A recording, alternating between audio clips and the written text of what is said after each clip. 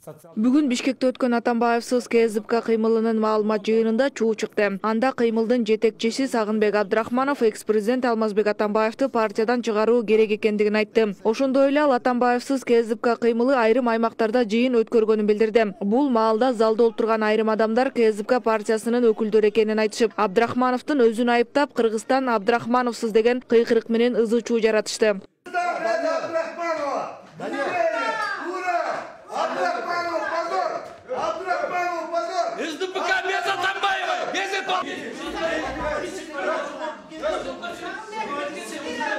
Бүгүн эки тараптын жаңжалы күзөтчүлөр келип, Атамбаевдин тарапташтарын залдан чыгарган соң токтоду. Экс-президенттин тарапташтарынын айтымында жалаң партия лидерине таарынгандар чогулуп, Атамбаевсыз КСДП деген кыймыл түзүп, анын арты менен легитимсиз маалымат жыйын уюштуруп жатышканын айтышты.